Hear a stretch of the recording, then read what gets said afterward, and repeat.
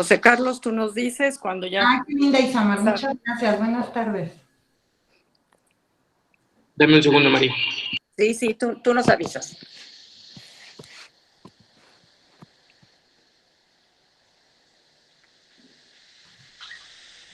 Bueno, Federico, ahorita tienes aproximadamente 1 hora y media para que te relajes un poquito, ¿ok? Sí, claro. Cuando está interesante el tema. Claro, y fue voluntario tu entrada, ¿eh? Ah, sí, ¿verdad? Sí. Listo, María. Ok, ¿listo? Perfectísimo. Hola a todos, buenas tardes. Nos da muchísimo gusto tenerlos aquí en otra de nuestras masterclass, la última del mes de junio. No se preocupen, vamos a seguir en julio, es la última de junio. A nombre de la Universidad de Londres y el mío propio, María del Carmen Vidal, la directora académica de la Universidad de Londres Querétaro, pues los invito a que estén esta hora y media muy pendientes de nuestras dos invitadas que tenemos hoy. Estamos de gala. Quiero hacer una semblanza pequeña, y digo pequeña porque las dos ponentes que tenemos hoy traen una semblanza gigantesca que nos estaríamos la hora y media leyendo todo lo que han estudiado, lo que han trabajado, lo que han escrito. Entonces, si me permiten, voy a hacer una semblanza de las dos y luego les cedo el micrófono para que empiece nuestra conferencia, ¿de acuerdo? Entonces, tenemos a la doctora Nubia Carolina Robelo, que muchos de ustedes ya la conocen porque ha asistido muchas veces a la Universidad de Londres.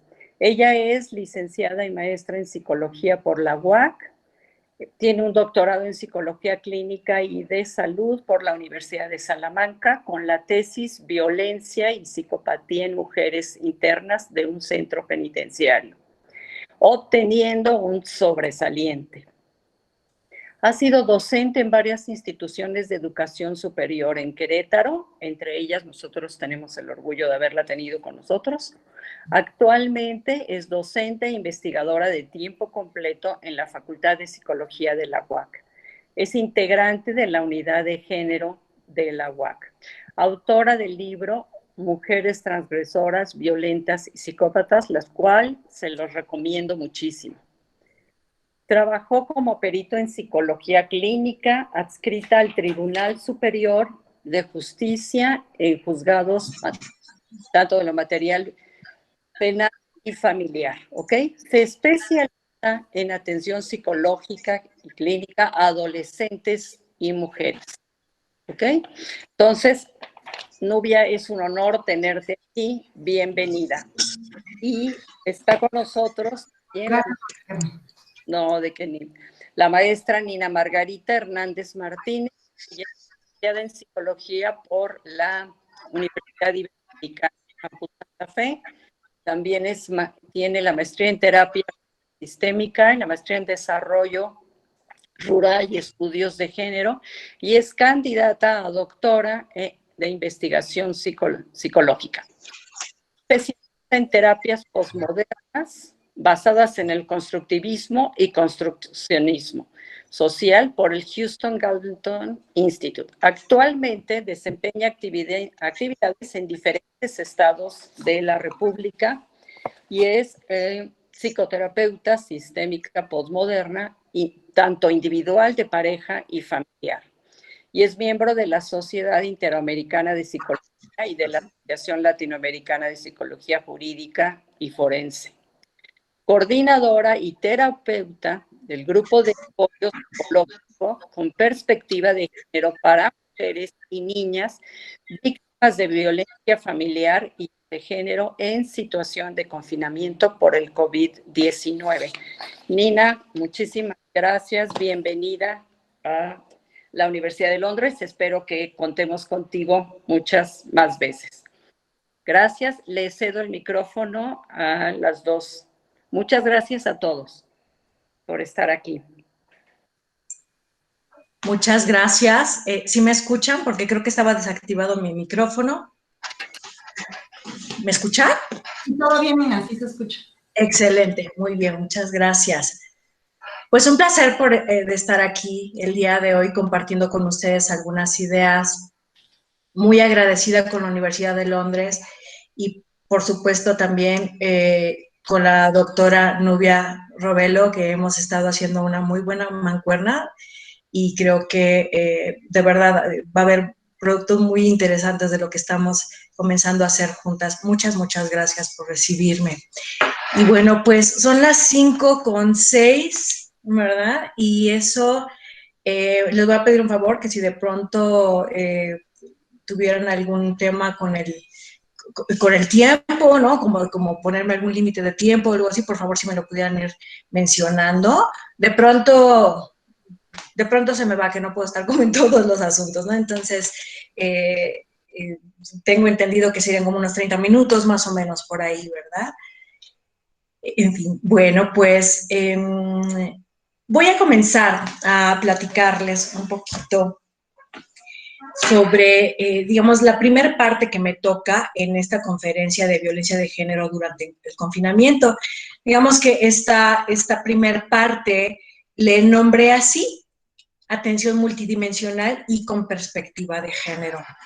Esto que voy a compartirles hoy en realidad es como una combinación, es una propuesta que se me ha ido ocurriendo a partir de mi tesis de doctorado, que estoy ya por entregar a la Ibero de la Ciudad de México, pero también un pedazo, una partecilla, ¿verdad?, de una investigación que se desarrolló por parte de la Sociedad Interamericana de Psicología, y que tiene que ver justamente con estas llamadas de emergencia que estuvimos atendiendo la doctora Nubia y yo y un gran equipo de psicología, del grupo de trabajo de psicología clínica de la Sociedad Interamericana de Psicología. Justamente la doctora Nubia y yo atendimos todos los casos de violencia de género en confinamiento en las Américas. Y bueno, en las Américas y de pronto gente, digamos, latinoamericana viviendo en algunas partes de Europa, Asia y me parece que también de África. Así que, bueno, digamos que esto que voy a compartir es algo nuevo y es un poco la combinación. Mi tesis de doctorado, contemplar asuntos relacionados con denuncia de violencia de pareja y o de género, mujeres que han denunciado este delito. Entonces, pues justo yo creo que es mi área, ¿no? Mi área de especialidad, y ahora que se presenta por la emergencia, pues con mucha mayor razón. Entonces, quiero empezar a comentarles, si pudieran pasar a la siguiente diapositiva, por favor.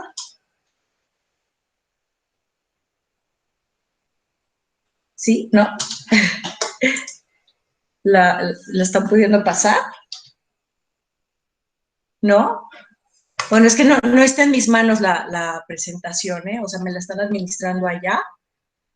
Juan Carlos Reséndiz, me parece. Bueno, en fin, empiezo a platicarles un poquito.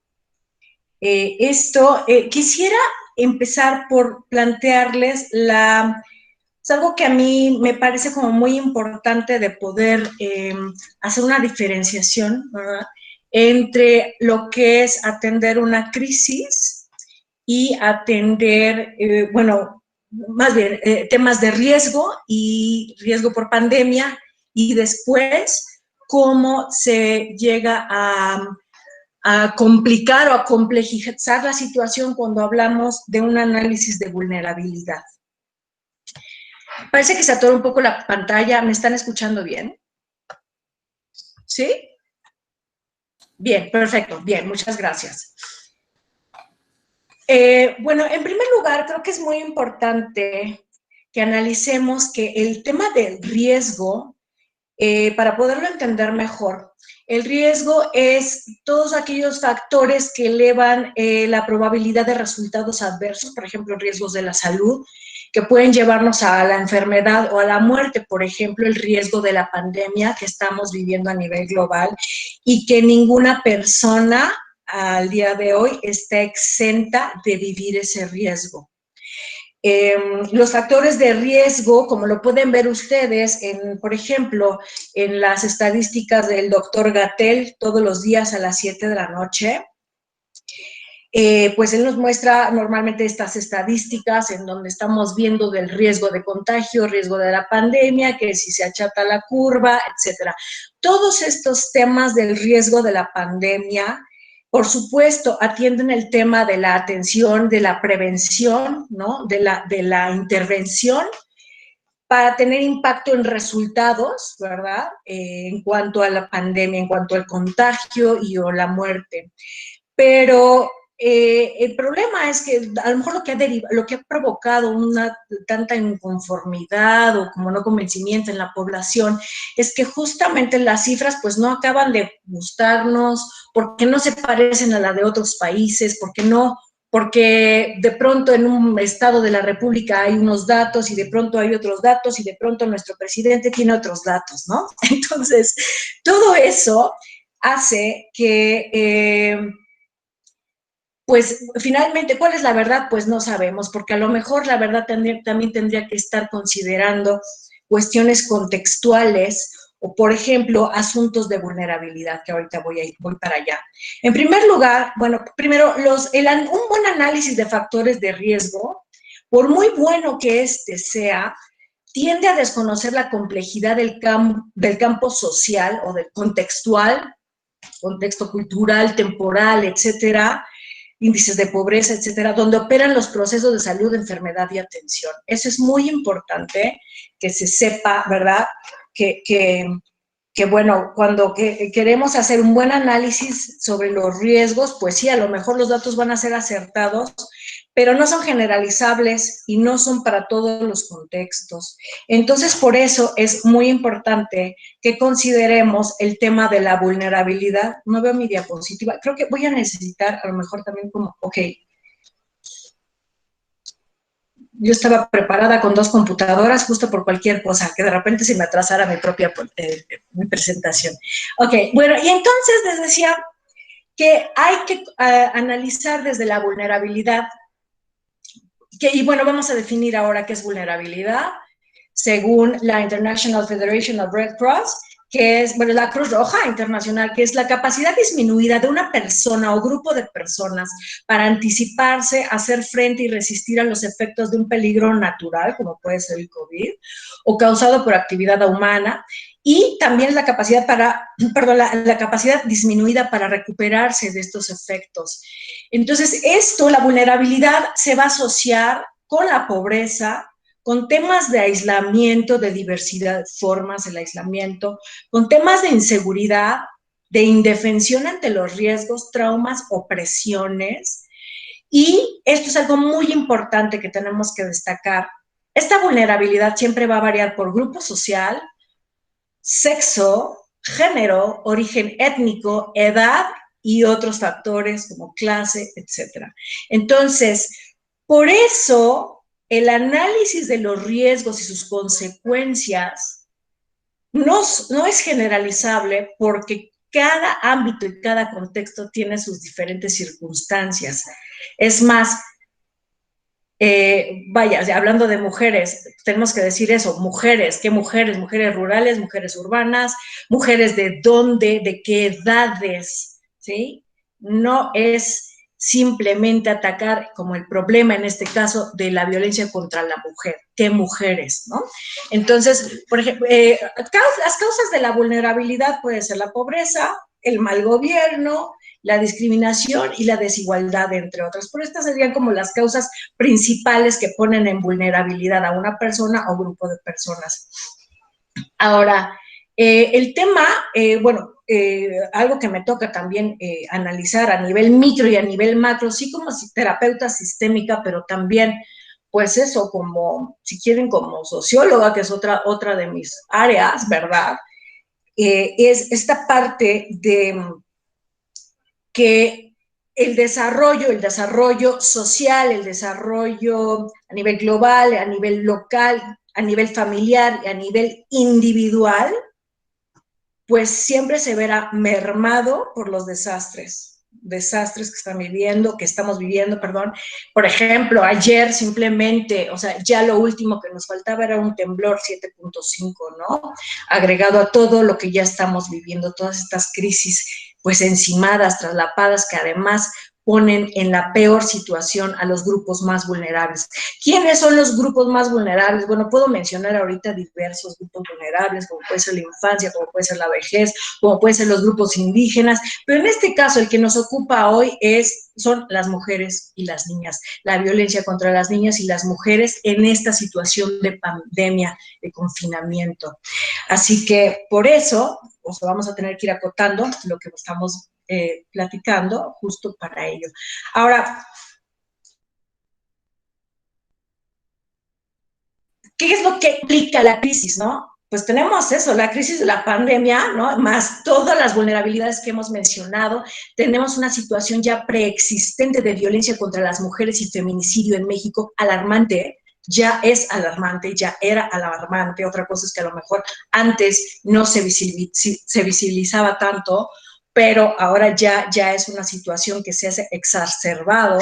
Y bueno, pues la pandemia vino a complicar ya esta de por sí vulnerabilidad. Entonces, ¿qué hizo? Pues la pandemia empeoró las desigualdades entre niñas y mujeres, en las niñas y en las mujeres. Ahora, hay un tema que yo creo que merece toda una conferencia solita, pero bueno, nada más lo voy a mencionar, digamos, rápidamente, pero sí amerita ser mencionado, que es el tema de que el 70% a nivel global de los servicios prestados a nivel sanitario y de cuidados, o sea, en trabajo en el ámbito público, lo hacen las mujeres. Esto es muy importante porque justamente son las mujeres las que mayoritariamente contra los hombres están en el primer frente de atención a la pandemia. Porque están en puestos de limpieza, ¿no? Por supuesto, enfermeras, médicas, etcétera, en laboratorios. Entonces, están exponiéndose en un altísimo porcentaje comparado con los hombres. No es que los hombres no, pero a la hora de checar como los porcentajes de estos empleos, lo llevan a cabo más las mujeres a nivel mundial. Entonces, bueno, son discriminadas pues desde que no se les dé el equipo suficiente para ejercer para hacer frente a la pandemia directamente con los pacientes y las pacientes. Y por supuesto, yo creo que no es sorpresa saber el trato que se les da, pues porque están uniformadas, porque así tienen que llegar a casa con el uniforme, porque los vecinos los maltratan, los discriminan, los agreden, porque además cuando necesitan encargar a sus hijos, esto se ha visto en estudios en Francia, en España, en Italia, en México, ¿verdad? En donde pues no te cuido a tus hijos, señora enfermera, porque a lo mejor ya los contagiaste y bueno, pues yo ya no puedo cuidarte a los niños para que tú te vayas a trabajar. Por lo tanto, esto lo complica muchísimo más para las mujeres. Y bueno, pues, y en caso de que ellas se enfermen, pues, ¿quién cuida a quién en casa, no? Ahora, hay otro tema muy importante que es, por ejemplo, el tema de la salud sexual y reproductiva, que sí está en mayor riesgo, que sí hay un tema de desatender, por supuesto, todo lo que tenga que ver con prevención de contagios a nivel sexual, reproductivo, prevención de embarazos, pero hay otra cosa que también tiene que ver con esta violencia sexual que también se está ejerciendo muchísimo, en mayor intensidad y número, en contra de las mujeres y de las niñas en casa, en confinamiento. Por otro lado, bueno, en el trabajo, el trabajo, digamos, remunerado que se lleva a cabo en casa, al mismo tiempo que estamos desempeñando el trabajo no remunerado, ¿verdad? Que es de cuidados, de atención del hogar, el trabajo reproductivo, digamos, que no, o sea, y a la hora de llevar a cabo estas dos funciones en casa, pues al estar mal repartida con el género masculino, los roles, ¿verdad? Que tenemos que desempeñar en casa, pues claro, esa pésima división de trabajo, que además todo le toca a la mujer, ¿verdad? Que tampoco creo que sea sorpresa en un momento mencionarlo aquí, vaya, yo creo que es algo ya por todo el mundo sabido. Bueno, pues esto también vuelve a vulnerar a la mujer, a las mujeres. Y ahora, Estamos pasando, por supuesto, por una altísima tasa de desempleo, ¿verdad? Ya no hay tanto dinero circulante y lo que está pasando es que esto está trayendo muchas preocupaciones y pleitos en casa que está también exacerbando muchísimo más, pues, la violencia que ya existía. Vamos a la otra, por favor, a la otra. Bueno, ante ello, a nivel mundial, por supuesto, pero ahorita estos ejemplos son particularmente en México, que aparecen en la siguiente diapositiva, son pues todo este tipo de campañas que ha habido, campañas pues para pedir auxilio. Vaya, creo que no están viendo ahorita esta diapositiva, es la que está bajito, la que está por aparecer, pero todavía no aparece. Juan Carlos, ¿nos ayudas, por favor, para pasarla? Bueno, y sería justamente estas campañas en donde son números de auxilio, ¿verdad? Para estos números en donde se puede solicitar apoyo jurídico, de refugio y apoyo psicológico para poder hacer, pues eso, para poder reportar la violencia que se está viviendo. Por ejemplo, hay otra infografía que nos muestra que en un Oxxo o en un Circle K se puede pedir el cubrebocas morado, que justamente es la señal para pedir auxilio. También existen los stickers de WhatsApp, como lo ven en la parte superior de la presentación. Están todos estos números telefónicos a partir del 911 a los que se pueden comunicar justamente para pedir auxilio, ya sea para refugio y apoyo, les digo, particularmente jurídico y psicológico. También en la parte inferior derecha está el tema de tips, ¿verdad? O sea, el llamar para tips, recomendaciones para el cuidado de la persona que cuida al enfermo o quien cuida a las personas que están en casa. Y también hasta arriba aparecería el teléfono al que pueden llamar los hombres en situación de pues violencia, ¿verdad? Entonces, vamos a ver.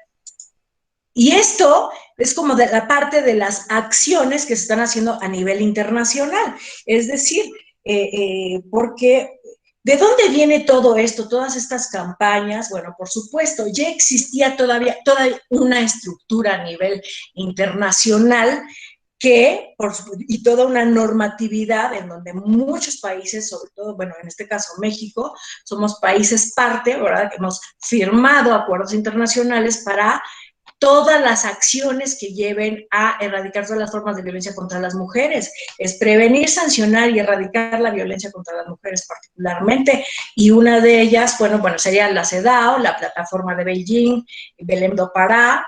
Pero en México está la Constitución Política de México, la Proigualdad, tenemos la Ley General de Acceso a las Mujeres a una vida libre de violencia, la Ley General para la Igualdad entre mujeres y hombres, etcétera.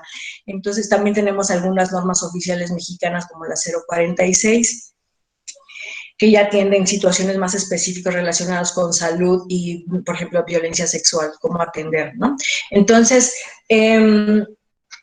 y bueno, pero todo esto ya existe, y yo he encontrado que, bueno, si dentro de la agenda está el prevenir, sancionar y erradicar la violencia contra las mujeres, a lo mejor creo que una parte de los ingredientes que está faltando aquí para todo ello es la identificación. Porque lo que no se identifica, pues ¿cómo voy a prevenirlo, a sancionarlo y a erradicarlo? Si no lo identifico, ¿cómo lo nombro? Si no lo identifico, ¿cómo busco ayuda? Si no lo identifico, pues ¿cómo existen políticas públicas para atender un problema que no estoy pudiendo identificar? Entonces yo creo, o sea, aparte como de mi aportación y a lo mejor como de mi esa inquietud que he tenido desde hace años, de, a ver, está faltando aquí un verbo, ¿no? Alguna acción está faltando previa a. Entonces, un poco también de mi visión como posmoderna, como narrativa, como de si no se nombra, no existe. Y yo creo que también parte del activismo es el saber nombrar para visibilizar. Entonces, pues eso. Primero identifiquemos qué cosa es la violencia familiar y o de pareja, que por supuesto sería de género. ¿Y por qué de género? Porque es una acción que se toma o sea, por el hecho de ser mujer, y que supone una situación de abuso del poder. Es decir, bueno, se los voy a leer, o ahí está también la parte del medio, que sería el acto abusivo de poder u omisión intencional con el cual se domina, somete, controla o agrede de manera física, verbal, psicológica, patrimonial, económica y sexual a las mujeres dentro o fuera del domicilio, y que el agresor sea pariente o que tenga alguna consanguinidad o afinidad, que puede ser de matrimonial, de concubinato, relación de hecho. Y eso es muy importante porque estoy mencionando un delito. Ese es el delito, ¿sí? Entonces, para todo delito, pues eso se tiene que solicitar ayuda, y por supuesto que esté parte del solicitar ayuda puede ser el denunciar. Los delitos son denunciables. Ok, entonces, para mí esto es algo muy importante de compartirles, porque justo es algo que no es la misma mujer o no son las mismas mujeres que viven violencia, que saben identificarlo, nombrarlo y denunciarlo, a las mujeres que viven la violencia, a lo mejor exactamente la misma violencia, y que ni siquiera están pudiendo identificarla, y por lo mismo, pues menos las acciones que seguirían de ello, ¿no? Entonces, por eso es muy importante considerar esto. Y bueno, si podemos pasar a la próxima. Y bueno, claro, ¿cuáles son los 5 tipos de violencia? No las voy a leer ahorita, pero bueno, está en la Ley General de Acceso de las Mujeres a una Vida Libre de Violencia, por supuesto que también están en nuestro Proigualdad, y también aparece en nuestro Código Penal, pero son la violencia psicológica, la física, la sexual, la patrimonial y la económica. ¿Sí? Si ven por ahí a cada rato un Hernández 2020, es porque es parte de mi tesis o es parte de mi, de alguna publicación, alguna revista, algo así, con motivo del COVID. Bueno, entonces, pasamos a otra, por favor, a otra diapositiva, donde está la gráfica de pastel. Otra, por favor. Perdón, no, la anterior, disculpen, esa, ok. Ahora, en cuanto a los aspectos cognitivos que se han encontrado mayoritariamente, ahora sí que los más votados, todos los aspectos cognitivos, afectivos y conductuales de las mujeres que han experimentado violencia, es decir, todos estos síntomas psicológicos, ¿verdad? Serían la tristeza, el cambio en apetito y peso, trastornos del sueño, es decir, como insomnio o exceso de sueño, dificultad para pensar o concentrarse, disminución en el interés para desarrollar actividades de la vida diaria, desesperanza y autodevaluación, pensamientos de muerte o el suicidio. Entonces, fíjense cómo la violencia pareja o de género o familiar, por supuesto, y digo familiar porque el delito es violencia familiar, ¿ok? Pero quiero que en todo momento, cuando yo me refiero a violencia familiar, estamos hablando conyugal y del hombre a las mujeres, que es lo que se está denunciando tanto ahora. Entonces, dense cuenta cómo dentro de las peores consecuencias sería aquí mencionado, según la teoría, el suicidio, pero, y también el feminicidio. O sea, hay 2 maneras de morir por violencia violencia de género. Una es suicidio, claro que sí, y otra es el feminicidio. Entonces, con eso nos estamos quedando. O sea, yo les puedo decir a partir de mi investigación en el Estado de México que el 50% de los feminicidios ocurren en casa por parte de la pareja y o expareja. Estado de México. Entonces, y bueno, ¿qué tal que otro porcentaje se lo llevara el suicidio? ¿No? Entonces, ¿cuántas muertas hay porque están siendo violentadas por parte de, no estoy hablando de delincuencia organizada y todas estas formas de feminicidio que existen, sino simplemente por la pareja o expareja? Entonces, por eso es algo que tenemos que analizar, estudiar a conciencia, y esto no se va, o sea, este trabajo no puede parar porque cada vez está cambiando de forma el problema. Ahora, las reacciones en el entorno social, pero no nada más por haber vivido violencia, sino por haberla ido a denunciar o a solicitar ayuda, pues hay de todas, desde el apoyo social, apoyo familiar, ¿no? Pero también existe que por parte de la familia o de las relaciones cercanas, tipo amistades, puede haber culpabilización o rechazo, ¿sí? Entonces es una manera de revictimizar y de inhibir a las personas que ya están queriendo darle voz. Entonces esto es algo muy importante, porque pues uno pensaría, si pides ayuda es porque estás pensando que tu entorno social, familiar, va a colaborar contigo y en una de esas, pues es muy probable que no. Ahora, la otra es que también, pues hay consecuencias tanto negativas como positivas, pero sí se llama mucho la atención cómo puede haber consecuencias negativas también en cuanto a nivel psicológico, social y jurídico y económico por haber denunciado.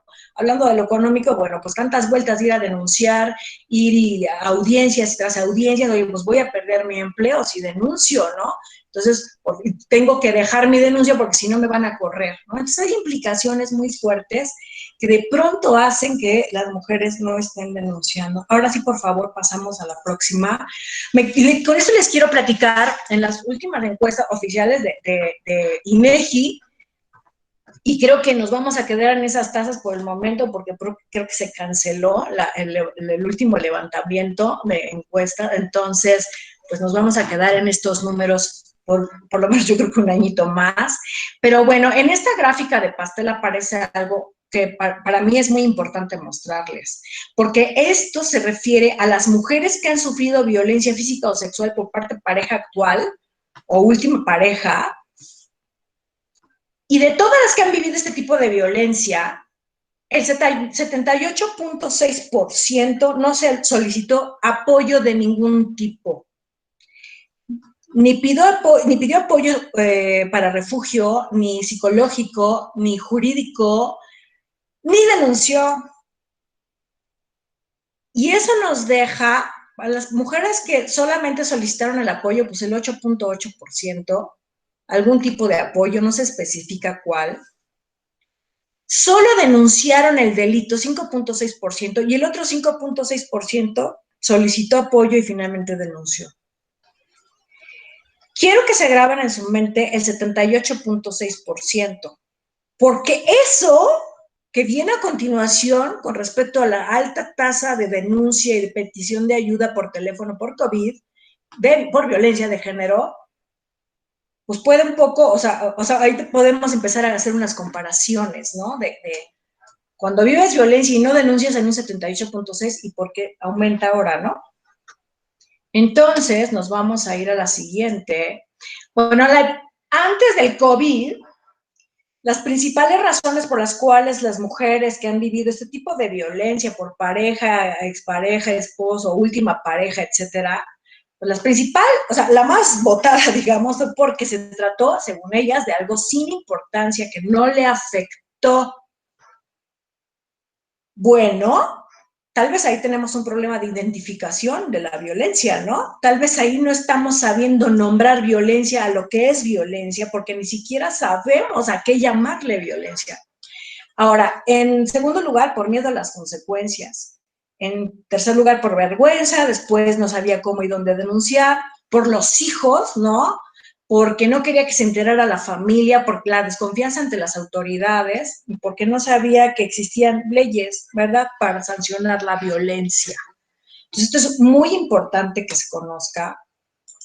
Ahora, cuando no es violencia por parte de la pareja, en la próxima diapositiva, por favor. Bien, pues los principales agresores y o agresoras serían hermano o hermana, el padre y la madre, en primer lugar, ¿no? Hay otro tipo de familiares, pero cuando se trata, por ejemplo, de agresores sexuales, los peores o los más frecuentes, pues vendrían siendo los tíos y los primos, ¿ok? Ahora, vamos a ver aquí las tasas. Ahora sí, en la próxima diapositiva vamos a ver qué es lo que está pasando, ahora sí por COVID, en confinamiento. Y les voy a presentar, digo, son datos del CEPAL, muy, muy recientes, tendrán como un mes que sacamos estos datos. Y bueno, aquí se ve una comparación entre que, por ejemplo, vamos a partir de México. México, según datos de la CEPAL, aumentó en un 60% las llamadas de denuncia de petición de auxilio para refugio, apoyo jurídico, psicológico, por violencia de género, o sea, llamadas de mujeres en general, y por supuesto, por violencia por parte de la pareja, sobre todo. La Red Nacional de Refugios ha estado manejando, por lo menos lo que se ha visto hasta en noticieros, que es un 80%. Yo prefería agarrar esta tabla comparativa de la CEPAL. Y bueno, y estamos viendo, por ejemplo, que en España, que bueno, no es sobre la América Latina y el Caribe, pero bueno, en España tiene una alza de 185% de denuncias a partir del COVID. Le seguiría Colombia y después Brasil, después Chile, y quien menos tendría llamadas de auxilio sería Estados Unidos con un 20% de incremento, ¿sí? Pero bueno, regresando a México, el 60%, o sea, tuvimos un incremento de 60% en estas llamadas de auxilio. Y dices, bueno, ¿por qué? Pues que de pronto donde no había violencia, ¿hay violencia? ¿Qué está pasando? No, ahorita les voy a explicar más o menos mis hipótesis sobre qué es lo que estará pasando. Bueno, en la próxima diapositiva, por ejemplo, esta es noticia de antier en el diario El País. No les puse la noticia completa, nada más como el titular, pero bueno, la noticia decía esto: fueron 9,000 detenidos por violencia de género durante el estado de alarma. Violencia de hombres contra mujeres, ¿eh? ¿Sí? Entonces, estos datos, o sea, estamos hablando de que, bueno, una alza, 9,000 detenidos por violencia de género en España, ¿no? Gracias a que hubo ese 185 de alza, por ciento, perdón, de alza en la tasa de denuncias, ¿verdad? Pues no es un número malo, considerando que esos 9,000 detenidos violentos ya eran violentos desde antes, ¿eh? No se volvieron violentos por el COVID. Esto para mí es muy importante aclararlo. No es gente que se volvió violenta por el COVID, sino que hubo cosas que se empezaron a visibilizar muchísimo más. Bueno, podemos pasar a la próxima. Ahora, en cuanto a la denuncia, el tema de la denuncia es muy importante, porque, bueno, la teoría también nos menciona que las mujeres que han denunciado la violencia de pareja deberían ser tratadas institucionalmente para impulsar su empoderamiento, para ayudarles a desarrollar planeaciones, para vivir en seguridad. Y también la teoría nos dice esto, o sea, ya les hablé de la estadística, pero la teoría también dice esto, que la causa más importante, la falta de denuncia, está relacionada con la falta de apoyo familiar y social para denunciar, ¿sí? Les explico de volada, nada más que la falta de apoyo familiar casi siempre atiende a un tema que la antropología maneja como familismo, sobre todo en estudios de personas hispanas, sobre todo mexicanos viviendo en Estados Unidos. Algunas antropólogas han llamado familismo a este tema de conservar la lealtad a la familia con el deber ser, siendo la buena esposa, la buena madre, la buena hija que todo lo permite y todo lo tolera y todo no lo denuncia, ¿no? Entonces, yo le llamo, ya esto es algo que ya voy a patentar en mi tesis doctoral, familismo patriarcal, porque la razón por la cual no se está, o sea, se trata de no quedar mal con la familia tiene que ver con todo un sistema patriarcal, ¿sí? Entonces, pero también la teoría coincide en que, pues, otra de las razones es que los sentimientos de culpa, desesperanza, la necesidad de proteger a la familia y mantener la violencia en secreto, además de la sensación de impotencia ante la situación de haber experimentado violencia. Y como verán, un poco coincide con las estadísticas a nivel nacional, aunque estos estudios son estudios de metaanálisis llevados sobre todo en Europa. Bueno, entonces, ahora les platico un poquito una investigación que les decía que la doctora Nubia y yo llevamos a cabo, que fue un área que nos tocó en la Sociedad Interamericana de Psicología. Esta Sociedad Interamericana de Psicología, que va desde Canadá hasta la Patagonia, ¿verdad? Pues es, digamos, que la asociación más importante a nivel América y que está recientemente avalada por la APA, American Psychological Association, por las personas que no estén en nuestra área de ciencias sociales y que nos están escuchando.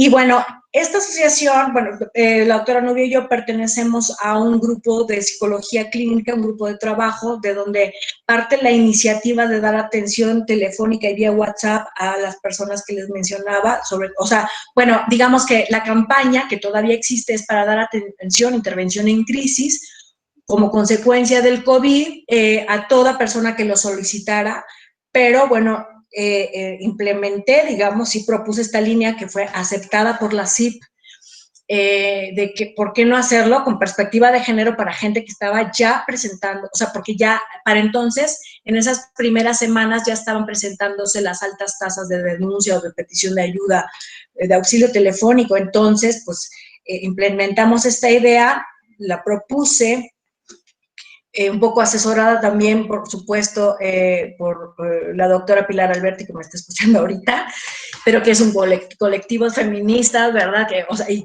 por grupos de feministas que me ayudaron a hacer esa propuesta y pegó, y entonces resulta que pues nos quedamos la doctora Nubia y yo con esta coordinación, en donde empezamos a recibir estas llamadas. Particularmente de eso, dejamos de recibir de otras llamadas para atender solamente del área que nos ocupa a ella y a mí, que es violencia de género, y que ambas terapeutas tenemos perspectiva de género. Nubia y yo éramos las únicas terapeutas de toda la CIP con perspectiva de género, y entonces yo creo que ese fue el grandísimo aporte. Entonces, de allí, bueno, pues, ¿qué pasó? Si podemos pasar a la otra diapositiva. Gracias. Bueno, entonces ahí vi, digamos, con la muestra que a mí me tocó atender, que no se trata de generalizar, ¿verdad? Pero sí, bueno, creo que nos tocó una buena muestra, y además por mi cuenta he estado recibiendo otros casos que que coinciden en esto. Las mujeres que antes no denunciaban como por violencia ya preexistente en su hogar por parte de sus parejas masculinas y o exparejas, a veces, o sea, estas personas que no denunciaban empezaron a denunciar. ¿Por qué? Porque los episodios de violencia empezaron a aumentar en número y en intensidad. Entonces, ese 78.6% que no denunciaba, ¿se acuerdan? Pues se empezó a achicar. Entonces, de ese porcentaje, mucho ya empezó a denunciar. Y es lo que nos eleva el porcentaje de las mujeres que están denunciando. Entonces, y también, ¿por qué no? Pues también, claro, porque se han desarrollado campañas para alentar la denuncia en últimas fechas, como las campañas que les mostré hace ratito, ¿no? Entonces, eso, bueno, cuando se hace más visible, oye, está pasando esto, identifícalo en tu casa, aquí hay señales que se pueden hacer con tu mano, ¿verdad? En la pantalla, de repente cuando son como ejemplos de cómo si estás en videoconferencia con amigas o en un grupo de trabajo, de pronto que hagas esta señal con la mano, ¿verdad? Etcétera. Hay tantas formas que bueno, estas campañas están funcionando, ¿no? Ahora, y bueno, esto nos está trayendo la posibilidad de una identificación más temprana a futuro. Es decir, con toda esta campaña, con todo lo que estamos viviendo, con toda esta transformación social, nos va a traer pronto una identificación más temprana de lo que antes no se podía identificar y que nos traía tan baja tasa en la denuncia. Entonces, si bien esto es verdadero, o sea, por un lado es verdaderamente trágico que esté aumentando la violencia en cuanto a número e intensidad, por otro lado, es muy afortunado el hecho que las mujeres lo estemos identificando mucho antes y lo podamos denunciar y pedir ayuda, antes de que esto se convierta en la máxima expresión de la violencia, que es el feminicidio o el suicidio en un momento dado. Entonces, pasamos a la próxima, por favor.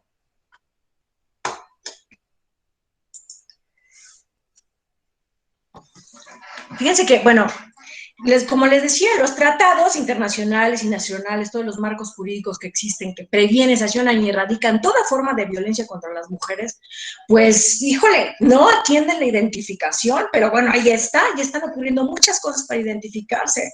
Ahora, la violencia que no es identificada, como les decía, no puede ser reportada, denunciada o conducir a búsqueda de auxilio, y por lo tanto tampoco va a elevar nuestras estadísticas, y menos va a impactar en políticas públicas, porque para que haya políticas públicas, pues se requiere hacer estudios cuantitativos, por lo menos, estadísticas, por lo menos cuantitativos, ¿sí? Y que perfecto se podrían enriquecer de estudios cualitativos. Sin embargo, si no existe la identificación que llevará a la denuncia, que llevará a las tasas que lleven a políticas públicas, pues vamos a tener un presidente, no sé si le suene algo, que diga que pues aquí no hay violencia. Aquí no hay violencia de género en México, aquí no se incrementaron las tasas, como dice nuestro señor presidente, ¿verdad? Afortunadamente, la secretaria de gobierno dice otra cosa y ahorita les voy a decir qué. Pero bueno, entonces aquí hay dos ópticas que yo me quedé pensando, ¿no? Como reflexionando un poco con la experiencia de trabajo que tengo, de investigación, pero lo otro, pues las últimas cosas que a todos nos han dejado, pues pasmadas y pasmados, ¿verdad? Una, en primer lugar, la necesidad de una atención integral que no solo prevenga, sancione y erradique la violencia contra las mujeres, sino que identifique a tiempo en el hogar para tomar las acciones consecuentes que ya sabemos basadas en marcos jurídicos, ¿no? Pero además, para mí, o sea, se evidencia la preexistencia de una violencia familiar que dejó de postergar su denuncia, lo cual es favorecedor, porque pues las mujeres que ya vivían violencia hoy le están denunciando y solicitando ayuda, o sea, es como la buenísima noticia. O sea, no es lo mismo violencia sin denunciar que violencia denunciada, con la cual se pueden hacer cosas, ¿no? Entonces, ahora, la búsqueda de ayuda o denuncia representa, según la teoría, el primer paso de reconocimiento, de entendimiento de que su pareja está siendo abusiva de ellas. Y pues la idea es eso, que ponga fin a la etapa de la relación marital en la que se experimenta la violencia. Es decir, ahí les va un ejemplo, también en estudios de metaanálisis verdaderamente muy, muy exhaustivos, en donde se ha visto que las mujeres divorciadas, y divorciada entiéndase que ya se estableció de perdido un espacio físico diferente geográficamente del agresor, ¿no? Y que además legalmente se ha constituido una separación. Entonces, que tienen mucha menos probabilidad de ser asesinadas por los exesposos que las mujeres que tienen relaciones intermitentes, o sea, que se separan, luego regresan, luego se vuelven a separar. Ellas, y también en nuestro país está ocurriendo así, se lo puedo decir porque mi tesis doctoral es de eso, ellas son las que están siendo, por ejemplo, aquí en la zona de Chimalhuacán, Chicoloapan, Los Reyes, el 80% de las mujeres que han muerto en feminicidio han sido a manos de sus exparejas. El otro 20% es por delincuencia organizada o cosas un poco más desconocidas. Yo ahorita estoy en Texcoco, entonces la zona que me rodea en Texcoco, los municipios de alrededor, el 80% de las mujeres que han sido muertas a manos de los hombres es por sus exparejas, que corresponde justamente con estos metaanálisis en Europa. ¿Sí? Entonces, sí o sí, no podemos estar permitiendo ningún tipo de negociación con los agresores cuando esto, o sea, no, si yo tengo un marido violento, ese marido violento está cometiendo un delito, por lo tanto, la acción no es negociar ni reconciliar ni nada. Y esto espero que nos estén escuchando muchas psicólogas y psicólogos, ¿verdad? Porque de pronto pareciera que en esa negociación o buscar nuevas alternativas para solucionar problemas en la pareja, o sea, pareciera que de pronto a algunos especialistas se les olvida que con los delitos no se negocia. Entonces, cuando hay este tipo de delito, la idea es desvincularse de esa relación. Ahora vamos a la otra. Entonces, yo hablaba de que mi propuesta es un sistema multidimensional de atención a víctimas de violencia de género en situación de confinamiento y que debería de considerar por lo menos lo siguiente. En primer lugar, pues la correcta y temprana identificación del problema mediante campañas transversales de la perspectiva de género, así como su prevención y sanción para la erradicación. Entonces, pero es eso, o sea, retomar todo lo que hay en perspectiva de género, ¿verdad? Pero ahora sí, para la identificación, que es la palabrita que hace falta, ¿verdad? Incluir allí en todos los marcos internacionales, nacionales. Ahora, establecer redes de apoyo en las relaciones cercanas de las mujeres. Claro, porque entre amigas, familiares y vecinas, ¿verdad? Parientas, primas, tías, etcétera, podemos encontrar también una red de apoyo que además entienda de los códigos que previamente podemos estar hablando entre nosotras, en caso de que estemos viviendo una situación así. Pero también está a nivel colectivo e institucional. Entonces, esas redes de apoyo, que bueno, muchas teóricas feministas investigadoras, entre otras la doctora Pilar Alberti, la doctora Emma Zapata en el Colegio Postgraduado, bueno, en fin, estos modelos tridimensionales que empoderan a las mujeres, que tiene que ver con el trabajo a nivel digamos, a nivel individual, a nivel relaciones cercanas y a nivel colectivo, para verdad, o sea, porque una puede estar muy bien de autoestima, pero no, si no cuenta con estas redes tejidas ya previamente para poder tomar acciones para salir de una relación de violencia, es muy complicado. Que también merece su conferencia aparte, ¿no? Ya estaremos viendo.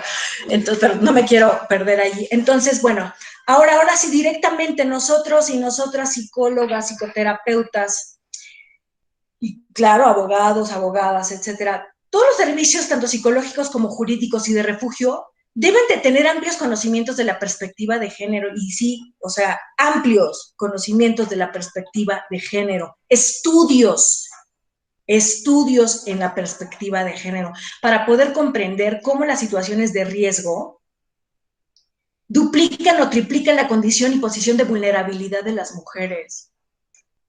Ya estamos vulnerables y además, cuando hay situaciones de riesgo, como un temblor, como un COVID, etcétera, necesitamos estudios especializados, de por lo menos diplomados, maestrías, certificaciones en género, para poder entender cómo se entretejen todas estas dimensiones que están participando en cuanto a la causalidad, pero también las acciones que tenemos que llevar a cabo. Ahora, y a nivel individual, y ahora sí trabajando directamente en el tema de acompañamiento psicológico y terapéutico, en primer lugar, o sea, de una vez que se haya establecido, vamos a la otra diapositiva, por favor, como si se haya garantizado la seguridad física y psicológica, que por supuesto vaya a favorecer al empoderamiento tarde o temprano, en ningún caso deberá contemplarse la negociación de la relación familiar y o de pareja con los agresores masculinos. O sea, simplemente es no. No, así como una mujer o una persona no puede negociar con su ratero personal o con su secuestrador personal, tampoco puede negociar para una mejoría en la relación de pareja con el hombre que también es un delincuente. Si está, o sea, vaya, entendamos, hombre, no por ser hombre, sino la persona aquella que resulta que es pareja, que además puede ser del sexo masculino, y que por su abuso de poder, por pertenecer al sexo y al género masculino, está abusando de este poder. Y entonces no podemos negociar nuestra relación de pareja, la relación de pareja que llega a nuestras manos, perdón, como atendiendo este tema, porque se está Nina, delito. Sí. Nina, Terminamos. Sí, Nina, no, nada más. 30 para segundos. que pueda intervenir la doctora Nubia, por favor. Por supuesto que sí. La última diapositiva habla justamente de lo que dijo la secretaria de Gobierno el 12 de junio en una junta en el Senado con Michelle Bachelet, ¿verdad? Con Malú Michel, etcétera. Dijo así: el regreso a la nueva normalidad, ¿será feminista o no será? Por favor, si pueden pasar esa última diapositiva, porque justo todo regreso a la nueva normalidad, de por sí ya tenía que ser todas nuestras acciones desde la perspectiva de género, tenían que incluirse toda la agenda política, tiene que incluir la perspectiva de género, pero ahora y con mayor razón, el regreso a la nueva normalidad será feminista o no será. Y eso es un gran reto también para nuestro presidente. Pues muchísimas gracias, y sé que me comí mucho tiempo, una disculpa, ahí están mis datos, cualquier cosa y nos hablamos, nos mensajeamos. Muchas gracias.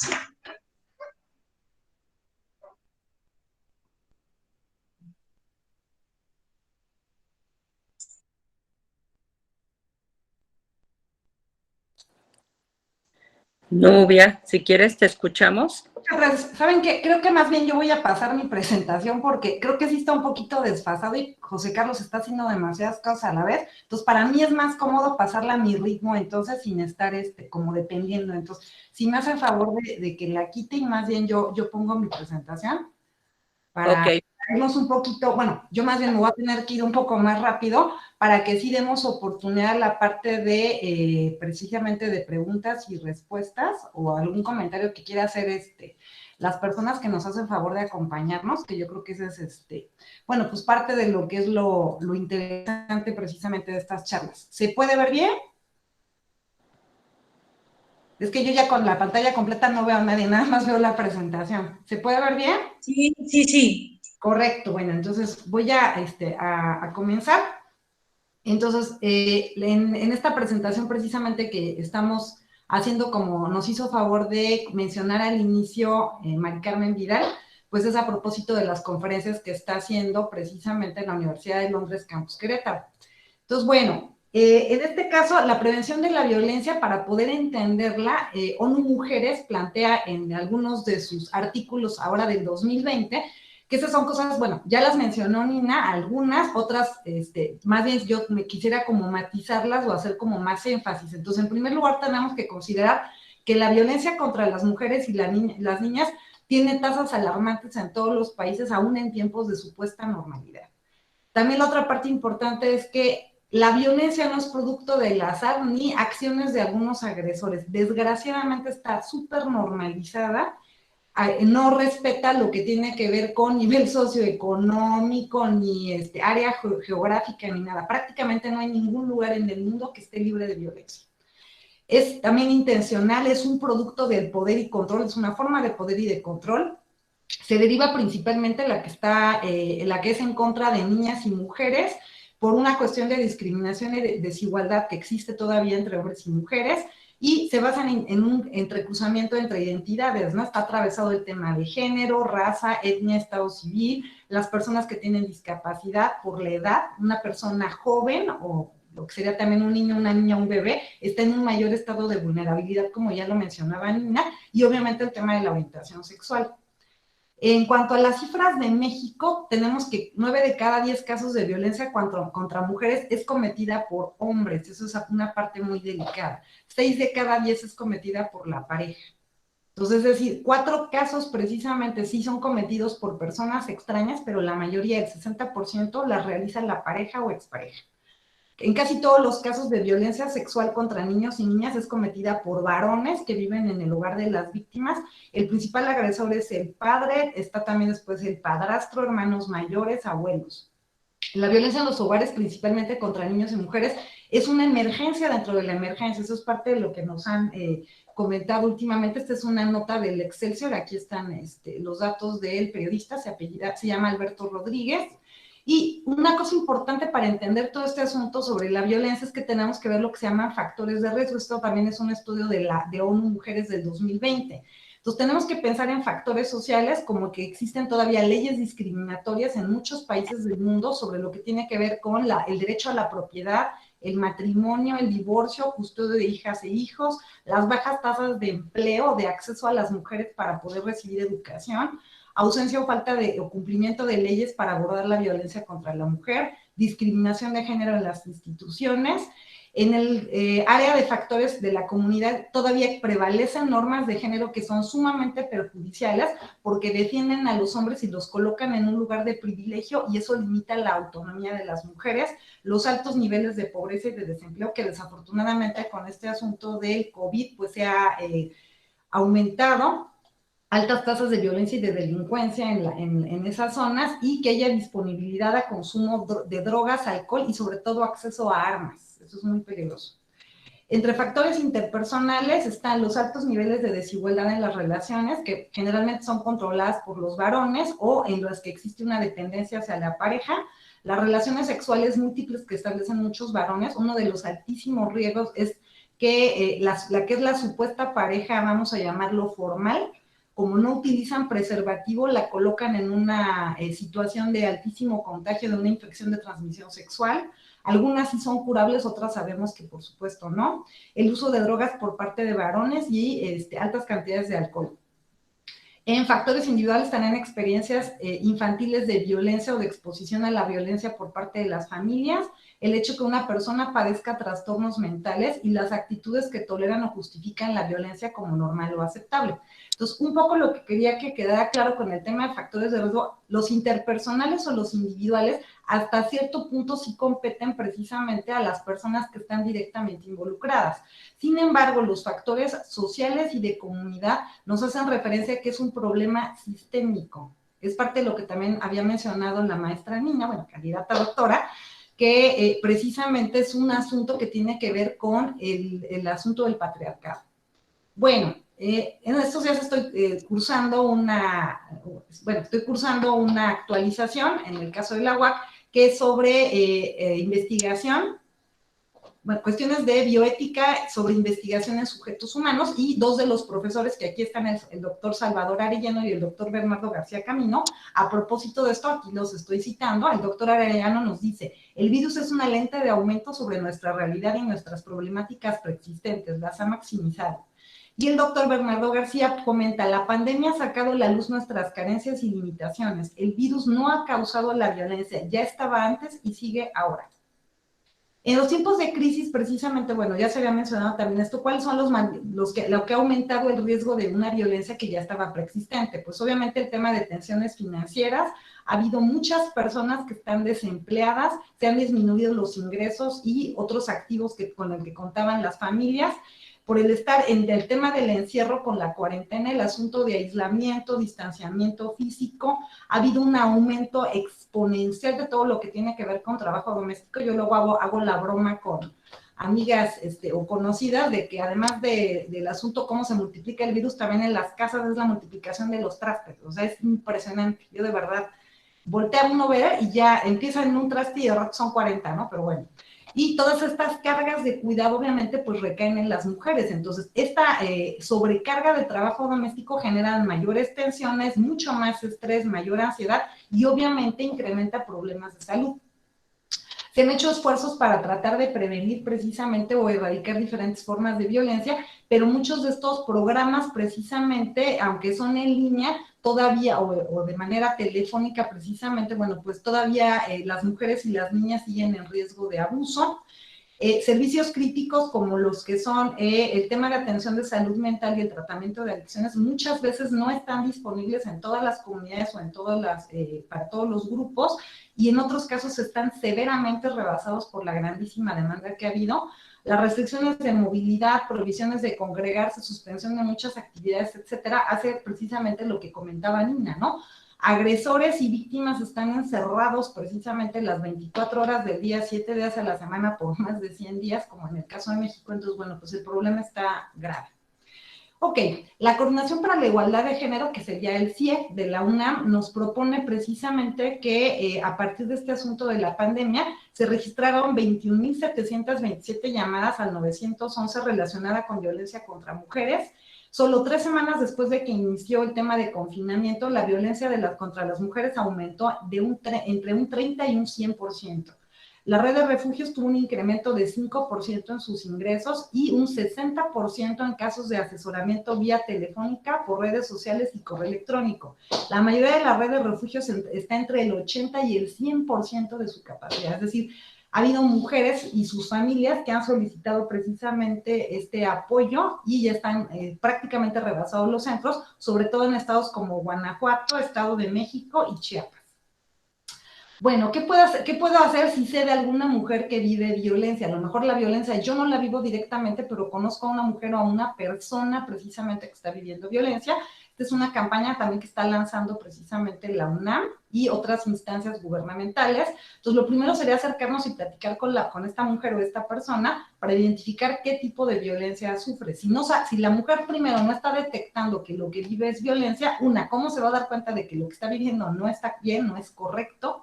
Precisamente se están cometiendo una serie de delitos en su contra, y entonces, ¿cómo lo va a denunciar? Hay que proporcionarle información a esta persona y, de ser posible, acompañarla, porque es muy difícil denunciar a una persona con la que tú tienes un lazo afectivo, amoroso, etcétera. Es muy complicado denunciar a esta persona. hacerla sentir que se puede confiar en uno o en una, no hacer juicios sobre lo que le está pasando, porque luego también viene este asunto de estar juzgando, señalando a la persona que es víctima de violencia, como que parece que si le gustara vivir así, a nadie le gusta vivir mal, a nadie le gusta que lo maltraten, lo humillen, lo golpeen, la violen, a nadie le gusta, a nadie le gusta. También acordar cuáles son las salidas y en caso de riesgo, pedir teléfono de algún familiar por si requiere algún otro tipo de ayuda, confirmar una red de contactos que solamente tú y la persona que sufre violencia pueden identificar, que hay estos acuerdos de que si es tu vecina o alguien que vive cerca de ti, tú empiezas a escuchar gritos, tú toques a la puerta o al timbre o hables a los demás vecinos, y si sabes que alguien está en riesgo hay que llamar al 911, ¿no? Yo creo que las autoridades pueden ser grandes aliados precisamente en el combate de lo que es la violencia contra mujeres. Bueno, si se decide denunciar, esto es lo que propone también esta campaña No Estás Sola. ¿Cuáles son las obligaciones de la Fiscalía? Garantizar a la víctima acceso a atención médica y psicológica, recibir denuncias en cualquiera de sus modalidades, incluida ahora la digital, atender denuncias anónimas, tomar medidas urgentes de protección, iniciar investigaciones que sean necesarias, informar a la víctima sobre los avances de la investigación. También aquí, bueno, hay otras propuestas que si te sientes en peligro, bueno, pues ten a la mano tus documentos de identidad, llama a familiares o amistades de confianza, una maleta con lo básico de cambio de ropa. Este es el teléfono de la Red Nacional de Refugios, la línea de violencia, y para todos los estados la que aplique es el 911. Bueno, hemos hablado mucho todo el tiempo de violencia contra mujeres, sin embargo, también hay que reconocer que hay varones que son víctimas de violencia, nada más que en este caso por cuestiones, vamos a llamarlo, conceptuales y teóricas, se habla más bien de violencia doméstica contra los varones. No hay muchos datos, la verdad, y eso sí me está como alarmante, porque también hay casos, simplemente no se denuncian, ahorita vamos a ver por qué. En el caso de España, en el año 2011, o sea, hace 9 años, no hay datos más recientes, como lo estoy anotando aquí, 7 hombres murieron asesinados por sus parejas o exparejas frente a 62 mujeres asesinadas en el mismo periodo. Entonces, podemos hablar que más o menos la proporción es 10-1, más o menos, en el caso de varones muertos a manos de su pareja contra mujeres. Un 25% de las denuncias de violencia doméstica, o sea, 1,408, correspondían a hombres que denunciaban ser maltratados por su pareja. Bueno, ¿por qué los varones no denuncian la violencia contra la pareja? Hay una falta de apoyos jurídicos, hay pocas leyes en materia de protección para los hombres que sufren maltrato, hay falta de recursos para que los hombres, por ejemplo, soliciten ayuda, no hay un servicio ni un teléfono de emergencia específico como en el caso de las mujeres, y cuando hablan a las líneas de atención de violencia para mujeres, pues obviamente no les atienden, porque la consigna para estas líneas es que solo atienden mujeres. Hay problemas de credibilidad, nadie les cree que ellos sean precisamente estén siendo víctimas de maltrato o violencia en su hogar. Hay mucho miedo al ridículo, vergüenza, reconocerse como una víctima, porque, bueno, pues entre las atribuciones que hay de género, está la idea de que deben ser como los fuertes, no deben de quejarse, etcétera. Tienen mucho miedo de mostrarse como que son débiles y que se les humille, aparte de lo que ya reciben en su casa, y tienen muchas creencias que son erróneas, como que se lo merecen, que lo provocaron, que ellos hicieron enojar a la pareja, que es su culpa, y bueno, pues nada de esto es cierto, ¿no? Estas son algunas de las recomendaciones que da ONU Mujeres, sería el tema de crear conciencia, y lo da, bueno, y poder aplicarse no nada más para mujeres, sino en general a todo lo que tiene que ver con el tema de violencia de género y violencia doméstica. Hay que crear conciencia y enviar estos mensajes a través de los medios, aprovechar las oportunidades de aprendizaje remoto que hay a partir de educación a distancia. El tema de perspectiva de género o estudios sobre género no tiene que empezar hasta la universidad o un posgrado, se puede trabajar con peques desde guarderías hasta preescolar, Es algo que nos debe de interesar, debe ser parte integral de la educación de todos y todas. Hay que utilizar los medios oficiales en salud pública, brindar apoyo económico a las mujeres y a sus hogares, involucrar a empleados o empleadas y a todo el personal precisamente que labore para que estén al tanto de este problema y nos apoyen en el asunto de escucha, acompañamiento, etcétera, denuncia, adaptar esfuerzos de movilización comunitaria y finalmente invertir en esfuerzos de prevención a mediano y largo plazo, y esto tiene que ver con el asunto de políticas públicas. Y ya para cerrar mi presentación, les quiero plantear, bueno, este es como cierre, para la atención de personas que viven violencia de género, no importa si son menores de edad o sujetos en desarrollo, no importa si son hombres, no importa si son mujeres, si son viejos, si son jóvenes, si tienen una discapacidad física, mental o múltiple, etcétera, todas las personas merecen apoyo y requieren que la atención sea integral, multidisciplinaria y con perspectiva de género. Pues eso sería todo por mi parte. No sé si gusten que ahora pasemos a un poquito la parte de comentarios o preguntas. Y nos da Hola, muy buenas tardes, doctora Nubia, y antes que nada felicitarla tanto a usted por su exposición y a la maestra Nina Hernández, la que ambas ponentes increíbles, y rápido únicamente agradecer que de alguna manera en este tipo de foros, y que es muy raro escucharlo en temas de violencia de género, que se mencione que los varones también somos objeto de violencia de género, y en ocasiones tal vez no de nuestra pareja, tal vez la misma presión social de lo complicado que pueda llegar a ser ando en depresión y necesito un poco de apoyo, ahorita con lo de la contingencia se me viene en mente, como todo lo que comentaba, y creo que pues es de aplaudirse porque no siempre se escucha, y pues creo que sería todo con mi participación, y felicidades, igual agradecer a la universidad por traer ponentes de su talla. Ay, qué amable, licenciado Dardo, qué amable. Muchas gracias por su comentario. No sé si alguien más quiere hacer alguna pregunta a mí, a Nina, a las dos, o comentar alguna de las cuestiones que les presentamos. Lucero Morales. A ver, hay una pregunta. Ya, abrí mi micrófono. Vale, muy bien. Hola. Pues, hola, pues primero agradecerles la altura, ¿no?, de la presentación, por supuesto con muchísimos datos que a mí me aportan a mi trabajo cotidiano, y creo que más que pregunta, o quizás sí es un modo de pregunta, pues, me quedo pensando en cuáles son los modos de tener una perspectiva de género como la única forma posible de hacer lo que sea.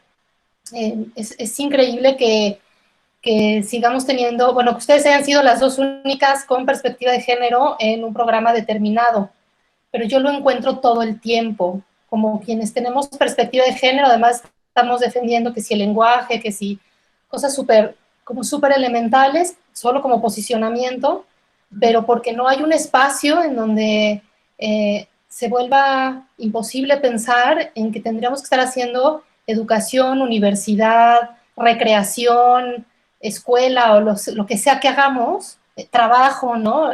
Fábrica, lo que sea que hagamos, que tendría que tener siempre una perspectiva de género, porque no es lo mismo que llegue una obrera a la fábrica a que llegue un obrero. O sea, las condiciones que hacen que cada uno llegue y se presente a las 6 de la mañana a trabajar son completamente distintas en su contexto y nos queda invisible, ¿no? Entonces, ¿cómo no volver invisible este contexto que nos vuelve tan distintos y distintas en las condiciones en las que llegamos como si fuéramos iguales, ¿no? Y no somos iguales y nuestras condiciones no son iguales.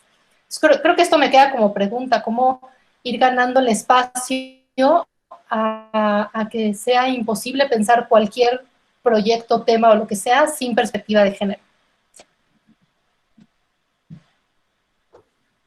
¿Quieres comentar algo, Nina, sobre la participación de Lucero?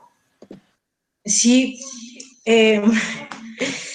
pues es una pregunta maravillosa que me invita, por supuesto, a la reflexión, y que me encantaría que fuera complementada contigo, Nubia, porque es todo un tema ético, y tú que ahora estás tan metida en asuntos de bioética, ¿verdad?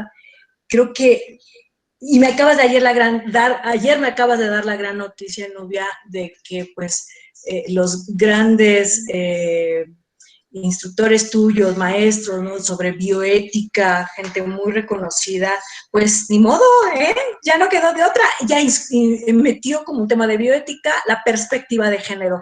Y esto a mí me ayuda como a decir, es que para mí ya es impensable cualquier área, cualquier dimensión del mundo, a nivel social, a nivel político, a nivel económico, a nivel psicológico, o sea, en lo micro y en lo macro, Para mí es verdaderamente impensable un mundo en donde no se encuentre la perspectiva de género para el desarrollo a nivel individual, familiar, social y global. Eso es lo que puedo decir, Lucero. Y bueno, Nubia, no sé qué opines. Sí, la verdad es que estamos muy contentos que, bueno, los dos maestros a los que citaba yo hace un momento con la presentación, Laura tiene una pregunta, nada más termino brevemente, era esta parte que le decía yo, bueno, ellos forman parte del Comité Nacional de Bioética, o sea, no solo están en la UAC, en la Facultad de Filosofía, ellos son el referente a nivel nacional de todo lo que tiene que ver con comités de bioética de todas las universidades e instituciones de investigación. Entonces, años atrás yo ya había tomado varios cursos con estos docentes y hay una docente también, son 4 varones y una mujer los que coordinan. Precisamente, bueno, faltaba como esa parte de incluir la perspectiva de género y ahora que llegamos a esta parte de este nuevo curso que están dando ahora de capacitación que es sobre investigación con sujetos humanos, ya le están incluyendo, ¿no? Y ya también se nota que hacen el esfuerzo por el tema del lenguaje incluyente, la importancia, entonces, bueno, yo en la formación que tengo en lo que tiene que ver con estudios de género, pues precisamente parte de lo que decía Nina, ¿no? Es impensable pensar en un tema precisamente donde están presentes seres humanos del tipo que sean o como se quieran llamar, porque bueno, de repente también viene esta otra parte de qué pasa con las personas no binarias o que son transgénero, todo mundo, o sea, nada más por ser homo sapiens, ya quitémonos todas las otras etiquetas, por ser homo, o sea, con que haya presente un solo homo sapiens en ese espacio, tiene que haber perspectiva de género. Entonces, incluye todos los saberes, todas las ocupaciones, todo lo que compete a lo humano tendría que estar ahí, porque es una manera de garantizar precisamente que realmente se respete todo lo que tiene que ver con derechos humanos y la forma de poder hacer el cambio y que todo el mundo tenga acceso a esta información que es tan valiosa es transversalizarla a todos los niveles educativos. Les decía yo, desde las guarderías se puede trabajar con personas, adultos y adultas mayores, personas con discapacidad, o sea, no hay limitante, pues hay colectivas y colectivos que tienen añales trabajando con el tema educativo para transversalizarlo precisamente a todos los espacios y hacerlo llegar a todas partes, ¿no? Ahora también con el asunto de, pues, el tema del COVID y el asunto de uso de redes sociales, etcétera, también nos hemos dado cuenta de las brechas económicas. Hay muchas ciudades en el mundo o comunidades que no tienen, ya no digan internet, ni siquiera tienen agua potable o acceso a electricidad. Entonces, bueno, todo eso nos habla de estas disparidades o diferencias que hay en el mundo, ¿no? Y precisamente cómo podemos trabajar entre todos y todas, pues para irlas resolviendo. A lo mejor no nos va a tocar ver, o sea, es parte de lo que se trabaja en el feminismo, ¿no? A veces los frutos no nos va a tocar recogerlos, porque para que haya un cambio dicen que nos va a costar como 200 años. No importa, aunque a mí no me toque ver las cosas, por el hecho de que haya personas que en el futuro vivan mejor, yo sí trabajo por el futuro. Yo sí apuesto por eso. Laura, tenía una pregunta, por favor, Laura. Bueno. Sí, muchas gracias. Buenas tardes a todos. Felicidades en primer lugar, maestra Nina Hernández, doctora Nubia, excelente su presentación.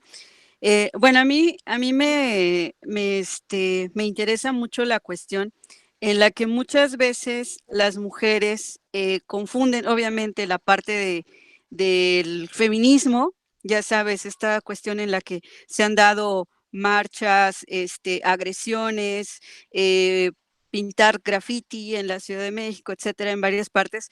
O sea, ¿cuál sería el mensaje que le dirían a estas mujeres? Porque muchas veces pues llegan a generalizar, ¿no? Decir, todos los hombres son iguales porque a mí me pasó esto. Entonces, ¿cuál sería como su mensaje de ustedes para todas estas mujeres que obviamente pues han tenido tal vez o han sufrido violencia de género, pero cómo hacerles entender el que pues no realmente todos los hombres son iguales? Gracias.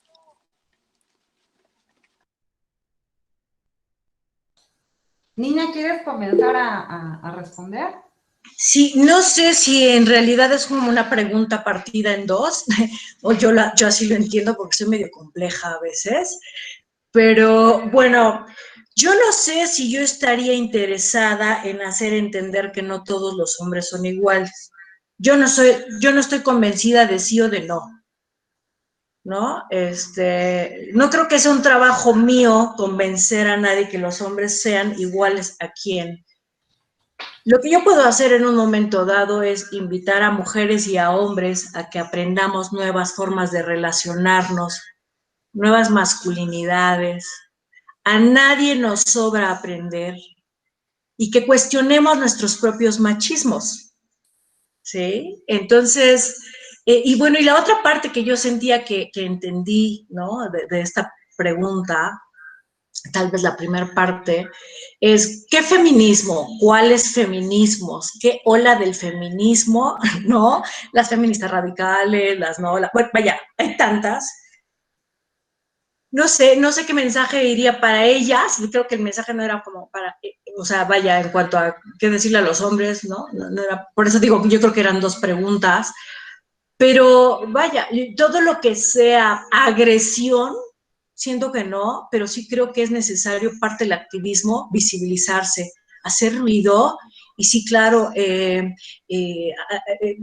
ponerse allí, darse a notar, unirse en colectivos, ¿verdad?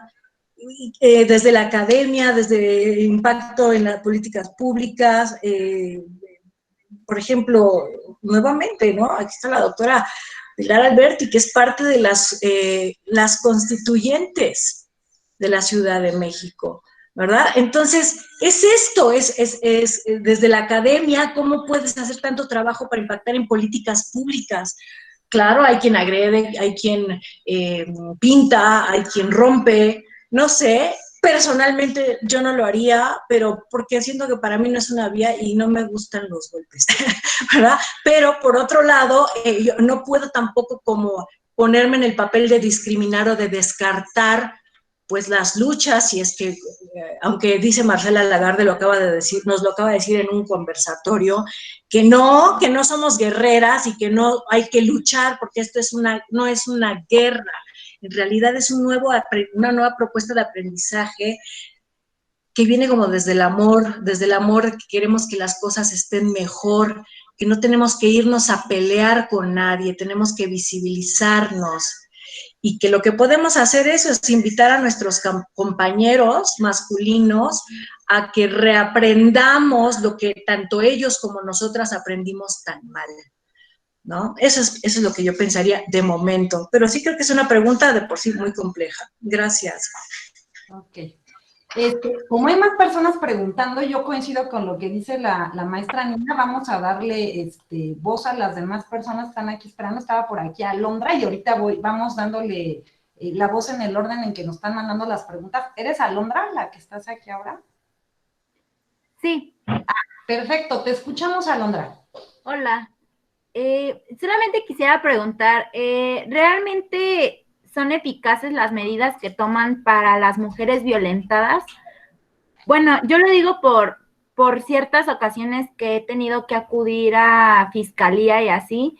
Se me hacen un poco injustas las maneras en las que tiene que ir uno como mujer violentada, porque a veces la violencia no nada más es física, es verbal y emocional. Entonces quisiera saber qué medidas toman en esos aspectos o qué se puede hacer. ¿Puedo contestar un poquito por mi experiencia de trabajo con las mujeres que han presentado denuncia en las fiscalías? Adelante. Bueno, ¿qué hacer o qué no hacer? Vaya, nuevamente, yo lo puedo decir, por supuesto, como investigadora de esa precisa situación en Fiscalía de la Ciudad de México y aquí en Texcoco, Estado de México, en Ampevis. Pero también lo puedo decir como mujer que ha presentado esa denuncia precisamente de violencia de pareja. No se trata aquí ni de confesarse ni nada, pero sí puedo decir lo que conozco desde dentro y desde afuera cómo ocurre. Tengo la experiencia desde las entrañas y les puedo decir que bueno, pues las capacitaciones en perspectiva de género las tienen. O sea, las descargan una aplicación, las toman y punto, ya acreditaron. Ahora, ¿qué tanto les importe? Tampoco puedo generalizar, pero mi experiencia y la experiencia de 22 mujeres en un estudio cualitativo es que les ha ayudado como en muy poco, porque lo único que verdaderamente sí ocurre es la revictimización. Y tengo que decirlo así, tal vez no sea muy agradable de escuchar, pero sí es justo. Entonces, como un poco para contrarrestar la revictimización, esto es con un proceso terapéutico. Y esta es una de las herramientas, por eso yo les decía de este modelo multidimensional, ¿no? De trabajo en lo individual, en las relaciones cercanas y en lo colectivo. Porque por muy buena autoestima, trabajo en tu persona, de pronto eso no aguanta, no es suficiente si no tejes esas buenas redes de apoyo para ti misma, cuando estás siendo revictimizada, porque a lo mejor no estás llorando como al MP le gustaría que llores, o sea, bajito o callada. Entonces te exige que por favor no faltes al respeto y que llegues por favorcito chulo, no enloquecida después de que fuiste víctima de violencia. Eso es revictimización y eso es delito, ¿eh? Entonces, pues es eso. A mí, yo les puedo decir que mi llave de entrada para no ser tan revictimizada en un ministerio público es usando la palabra mágica, no me revictimices. A eso le temen, a eso le tienen mucho miedo allá. Pero bueno, eso se lo estoy diciendo así como que aquí entre nos. En realidad, sí creo que lo que habría que hacer es un poco tejer estas redes a nivel individual, en trabajo individual, terapéutico, por supuesto, todo tipo de asesoría jurídica que se pueda una proporcionar gratuita, con perspectiva de género, las relaciones cercanas, ya lo mencionábamos, y apoyo institucional, conociendo cuáles son tus derechos humanos, los derechos humanos de las mujeres, conociendo nuestras leyes. O sea, llegar con un muy buen equipo para presentarse allí y contar siempre con una red de apoyo. Pero bueno, desde afuera creo que efectivamente es forzoso que todas las dependencias públicas, de todas las secretarías, todo el personal, todo servidor y servidora pública se capacite en perspectiva de género. Yo se lo digo porque soy capacitadora en perspectiva de género.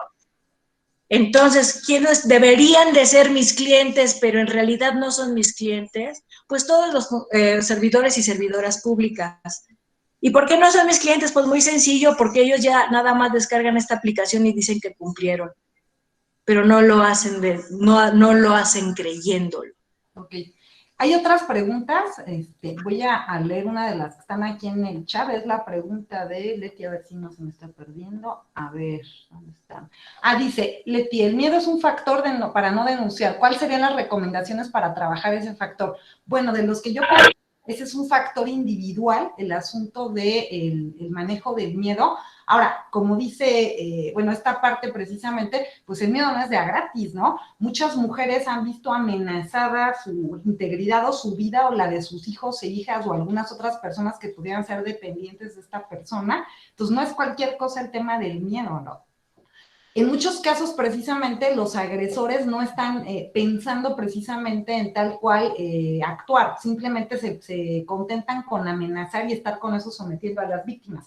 Pero alguien que está siendo víctima de amenaza no puede confiarse de decir perro que ladra no muerde, tú no sabes lo que puede pasar. Entonces, yo las invitaría en primer lugar a que no se queden solas, como lo que estaba mencionando Nina. Una mujer que está viviendo una situación de estas, o un hombre, o la persona que sea, porque sí, también hay que visibilizar a los demás y a las demás que pueden pasar por esta situación, no se queden solos ni solas, acudan a otras personas. Entonces, lo primero es reconocer lo que les está pasando y lo segundo, hablarlo con personas de confianza y estar tejiendo esta red o este apoyo para poder hacerlo. Uno solo o una sola no lo puede hacer. ¿Por qué? Porque todos esos procesos para poder hacer una denuncia, etcétera, son desgastantes y como mencionaba Nina, ¿no? Son revictimizantes. Entonces, requerimos el apoyo. Mientras viene todo este tema de que le caigan los 20 a las autoridades y que hayan estos cambios, se implementen o de alguna manera realmente se lo crean a nivel de políticas públicas, pues requerimos toda esa parte de apoyo, etcétera. Hay muchas colectivas precisamente también que trabajan esta parte de acompañamiento. Entonces, yo creo que lo principal sería eso. Otra de las preguntas por aquí estaba, dice Rubén, he escuchado que muchas mujeres sufren violencia de género y deciden no denunciar debido a que las autoridades no actúan al respecto debido al sistema patriarcal. ¿Qué tan cierto es eso? No sé, Nina, si quieres contestar ahí, voy. Y sigue la pregunta, y de serlo, ¿cómo manejarlo para que mujeres en este tipo de situaciones sí den paso a denunciar? Perdón, es Sandra. que aparecía como Rubén acá. Es Sandra. Ok. No sé si quieras contestar, Nina, esta pregunta. Sí, a la primera pregunta lo voy a responder con una sola palabra, totalmente. Y la segunda pregunta, bueno, pues un poco es lo que expusimos hoy, justamente, o sea, es hacer caso de todas las campañas, hacer estas redes de apoyo a nivel relaciones cercanas, en lo colectivo, por supuesto, muchísimo es el trabajo personal, ese que se logra en ámbitos psicoterapéuticos. Y por supuesto, en temas de apoyo o asesoría jurídica, todo lo que se pueda. Yo lo que tuve que hacer en mi caso personal es llenar una mochila de todas las herramientas y les puedo garantizar que ninguna me ha sobrado hasta hoy, en 5 o 6 años que llevo de todo un proceso judicial al respecto. Entonces, todo. El sistema de, por ejemplo, la Comisión Estatal de Atención a Víctimas, algo me ha ayudado, también me he revictimizado, me explico, pero cuando falla uno está otra cosa. El chiste es contar con este kit, esta gran mochila de primeros auxilios multidimensionales. Ok, y ya nada más aquí un comentario, bueno, sí, de Lupita Mejía dice, hola, buenas tardes, me gustaría me puedan dar sus datos. Estoy haciendo mi tesis en relación a la perspectiva de género. Gracias. Nina, no sé si quieras compartir algún dato Sí, de contacto. les escribo, bueno, mi correo es Nina, así como lo... Si gustas escribirlo en el chat para Sí, que... es mejor, se los escribo y ahí ya lo ve todo el mundo. Perfecto. No sé si hay alguna otra pregunta o comentario. A ver si no tienen otra pregunta. Ya nos extendimos un poquitín. Ok. Si no, pues nos queda verdaderamente darles las gracias por su valiosa participación, por la valiosa información y sobre todo por lo que están haciendo, por ese apoyo a las mujeres y así hacer un mejor país para todos. Que no les quiero decir adiós, les digo hasta luego, esperemos volver a tener con nosotros y pues muchas gracias, muchas gracias. Me quedo con 2 conceptos. Uno es esto de lo importante que es esta definición de la violencia y del trabajo en la perspectiva de género. Muchas gracias. Muchas gracias y gracias a todos por acompañarnos. Muchas gracias a todos y a todas. Muchas gracias. Un gustazo estar aquí con ustedes. Muchas gracias, Nina. Muchísimas gracias, Mari Carmen, al maestro José Antonio Vale, que también nos hizo favor de acompañarnos, y obviamente a Juan Carlos Reséndiz por todo el tema técnico, porque sin el apoyo de él esto no hubiera sido posible. Qué amables. Federico también, muchas gracias. Maestra Laura Huerta, qué amables a todos. Muchas gracias. Pues gracias a ustedes. Felicidades. Gracias. Si de pronto hubiera más dudas o algo, ahí está mi WhatsApp y mi correo por cualquier cosa. Gracias sí, a todas. Muchas gracias, Nubia. Muchas gracias, Nina. Uy,